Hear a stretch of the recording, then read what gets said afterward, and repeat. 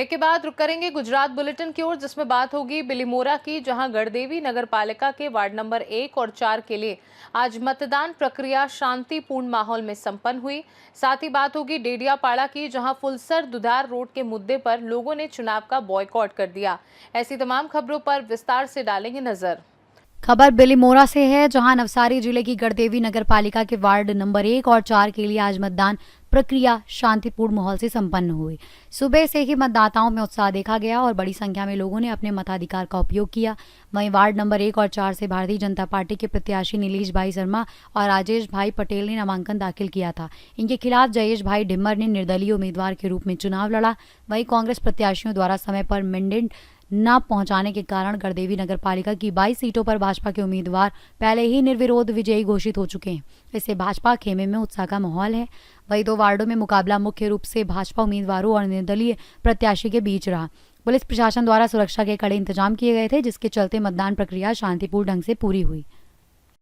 પરસેવો પાડી અને ઘર ઘર જન જન સુધી પહોંચીને લોકોને મતદાન કરવાની અપીલ કરી હતી, તો એની ફળશ્રુતિ રૂપે લગભગ આપણે જોઈએ તો 12 વાગ્યા સુધી વોર્ડ નંબર 4માં 50% જેવું અને વોર્ડ નંબર 1માં રાજેશભાઈ જણાવશે કેટલું મતદાન થયું હતું। અને લગભગ વોટર સ્વિંગ જે રીતે સત્તામાં ભાજપ આવી ગઈ છે, તો લોકોને પણ એક માનસ પટેલ પર સ્પષ્ટતા છે કે આપણે ભાજપને જ મત આપવાનો છે।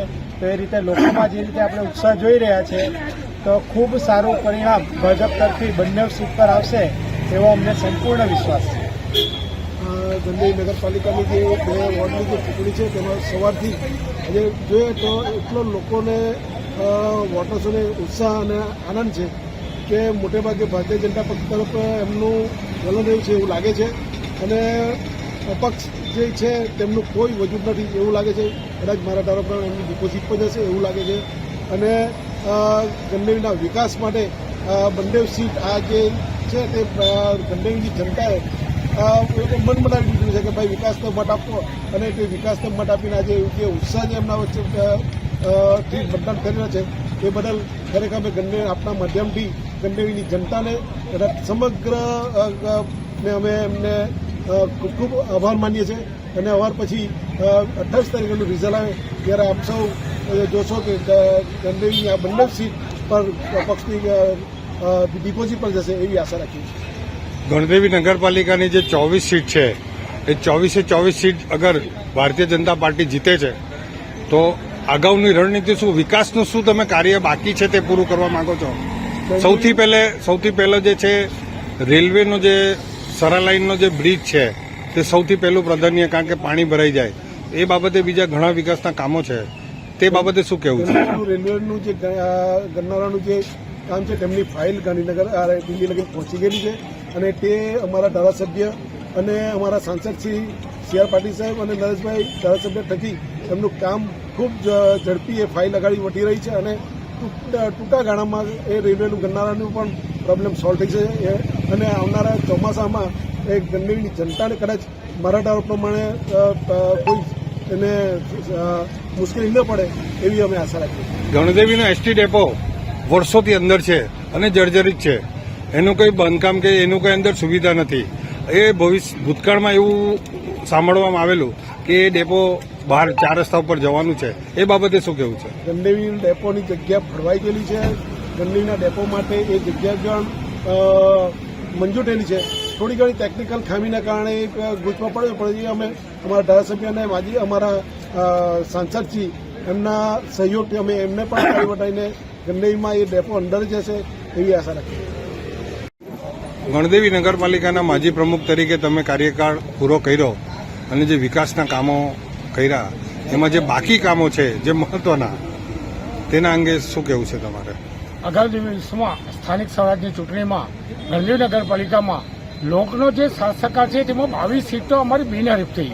આ કુદરતી એક ખેલ છે કે એ લોકો કોંગ્રેસવાળાને કોઈ ઉમેદવાર પણ મળ્યા નહીં, મળ્યા તો એક વોર્ડમાં ડબલ, અને તેઓ એ લોકોની ભૂલના હિસાબે જે મેન્ટેન જે સમયસર જે આપવા જોઈએ તે આપી શક્યા નહીં। એના હિસાબે અમારું નસીબ છે, કારણ કે ગંદેવીને એટલા બધા દિલ ભરીને અમે લોકો ભારતીય જનતા પાર્ટી છેલ્લા 15 વર્ષે શાસનમાં છીએ, તો અમે દિલ ભરીને અમે એ લોકોની સેવા કરી છે। વ્યક્તિગત યોજના હોય કે જાહેર વિકાસના કામો હોય, બહુ એટલો બધો વિકાસ કર્યો છે ગંદેવી સુંદર ગણદેવી બનાવ્યું છે અને આગામી દિવસોમાં જે પણ અમારા ઉમેદવાર 24 જવાના છે તે પણ ભારતીય જનતા પાર્ટીની જે વિકાસની જે ગતિ છે તેને આગળ ધપાવશે એવો પૂરેપૂરો મને વિશ્વાસ છે। વંદે માતરમ, ભારત માતા કી। बिलीमोरा से सी न्यूज संवाददाता तार मोहम्मद मेमन की रिपोर्ट। खबर गुजरात से है, जहां नर्मदा जिले के डेडियापाड़ा तालुका अंतर्गत दुधार गांव में फुलसर दुधार सड़क निर्माण और मरम्मत की मांग को लेकर ग्रामीणों ने स्थानीय निकाय चुनाव का बहिष्कार कर दिया था। ग्रामीणों की मुख्य मांग थी कि फुलसर से दुधार तक सड़क की रीसरफेसिंग और निर्माण कार्य जल्द पूरा किया जाए। वही जानकारी के अनुसार पूर्व में सड़क कार्य शुरू किया गया था, लेकिन क्षेत्र शूलपनेश्वर वाइल्ड लाइफ सेंचुरी के अंतर्गत आने के कारण वन विभाग की अनुमति न मिलने से कार्य रोक दिया गया था। मतदान बहिष्कार की सूचना मिलने पर आम आदमी पार्टी के विधायक चैतर वसावा मौके पर पहुंचे और ग्रामीणों से बातचीत की। इस दौरान लोक निर्माण विभाग, वन विभाग से अधिकारी और अन्य प्रशासनिक अधिकारी भी मौजूद रहे।